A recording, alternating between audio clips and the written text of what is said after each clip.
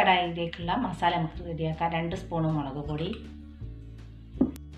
1 spoon മഞ്ഞൾപ്പൊടി, 1/2 spoon ഉള്ളി paste, ആവശ്യത്തിന് ഉപ്പ്, 1 സ്പൂൺ വലിയ ജീരകം എന്നിവ ചേർത്ത് നമുക്ക് മിക്സ് ചെയ്യാം. ഇനി നമുക്കൊരു പാൻ വെച്ച് ഫ്രൈ ചെയ്തെടുക്കാം. ഇനി നമുക്കൊരു പാൻ വെച്ച് അതിലേക്ക് ആവശ്യമായ വെളിച്ചെണ്ണ ഒഴിച്ചു കൊടുക്കുക. ചിക്കൻ ഇനി ഫ്രൈ ചെയ്തെടുക്കുക.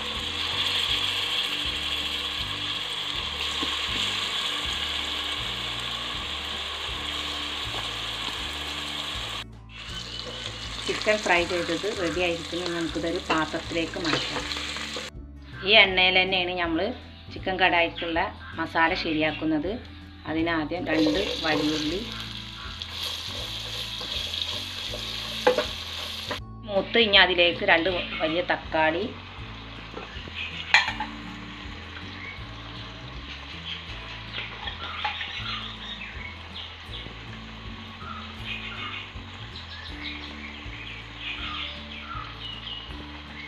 രണ്ട് മുളക്, ഇഞ്ചി വെളുത്തുള്ളി പേസ്റ്റ്, സ്പൂണ് വലിയ ജീരകം, ആവശ്യത്തിന് ഉപ്പ്, സ്പൂൺ മഞ്ഞൾപ്പൊടി എന്നിവ വെച്ച് ഇളക്കി കുറച്ച് നേരം മൂടി വെച്ച് വേവിക്കാം. മസാല ഇവിടെ റെഡി ആയിരിക്കുന്നു. ഇനി നമുക്ക് ഇതിലേക്ക് ചിക്കൻ പൊരിച്ച് വെച്ചത് ഇട്ട് ഇളക്കി കൊടുക്കാം. കുറച്ച് നേരം മൂടി വെച്ച് വേവിക്കാം.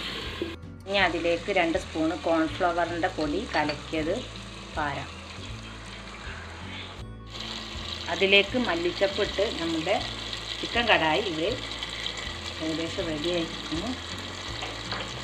അപ്പോൾ നമ്മുടെ ചിക്കൻ കടായി ഇവിടെ റെഡി ആയിരിക്കുന്നു. ഇതെല്ലാവരും ഇഷ്ടപ്പെടാൻ ട്രൈ ചെയ്ത് നോക്കണം. എൻ്റെ ചാനൽ സബ്സ്ക്രൈബ് ചെയ്യണം, ലൈക്ക് ചെയ്യണം, ഷെയർ ചെയ്യണം.